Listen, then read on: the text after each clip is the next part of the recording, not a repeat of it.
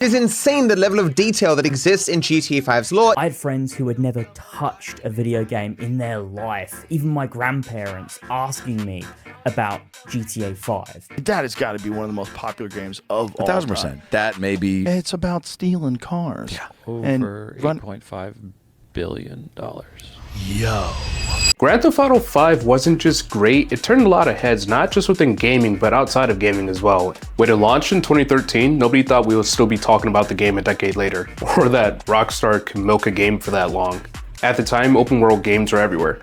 Big maps, icons on screens, checklists pretending to be freedom, so you know, like typical Ubisoft bullshit. Most of them felt wide and hollow, but then Grand Theft Auto 5 showed us what density actually meant.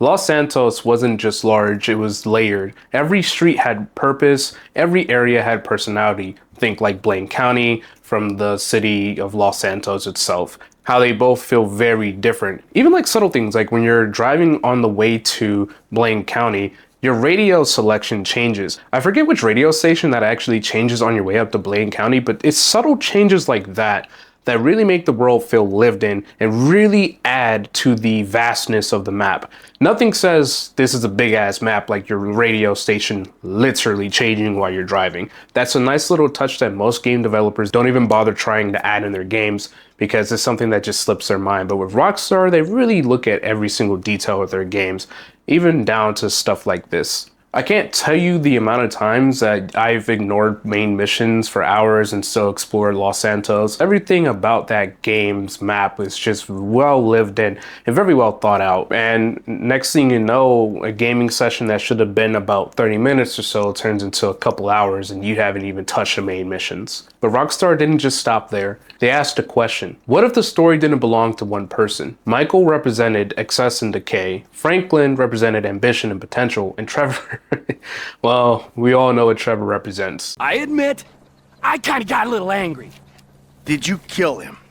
What kind of fucking animal do you take me for? No, I didn't kill him. Oh, fuck.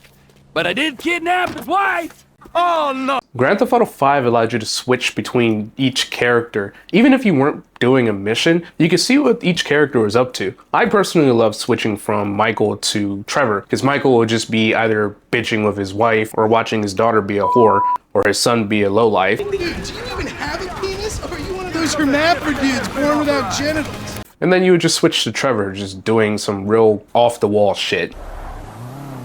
No, Trevor, it's all sticky.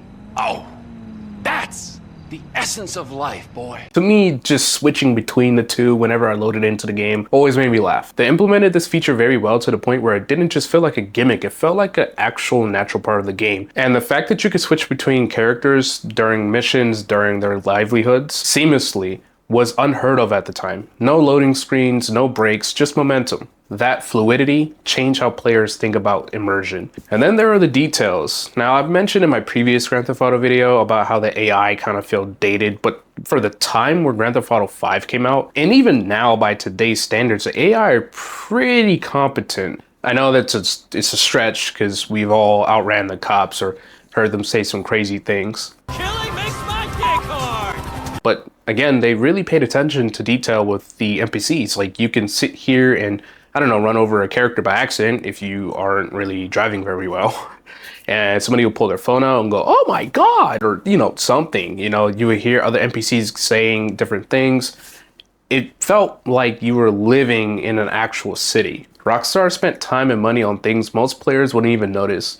And that's exactly why it worked. Because all those details didn't just exist to be seen, they existed to be felt. And then, just when you thought it couldn't get better, they launched Grand Theft Auto Online. At first, people underestimated it. It crashed, it lagged, it barely worked. But Rockstar didn't abandon it. They treated it like a living city. Slowly, Grand Theft Auto Online turned into something more profitable than anybody could have ever realized. A game with seemingly no end in sight, regular updates that actually added meaningful stuff. Like the most iconic one was the one where they introduced heists to the game. Now I remember this update in particular because I remember doing the Pacific Standard heist and arguing over who gets 50% of the cut. And it was during this time for a lot of players that we decided that Grand Theft Auto Online wasn't just a mode, it was the actual game itself. Grand Theft Auto 5 worked because the foundation was solid, because the world felt alive before it was profitable. Now look at Grand Theft Auto 6. It's been over a decade, which It's literally insane to think about, but we're all getting old. It's lasted 3 console generations, countless competitors trying and failing to replicate the magic. An example of that would be games like Mind's Eye and the most recent Saints Row games, which have, there's a reason why you haven't really heard of them.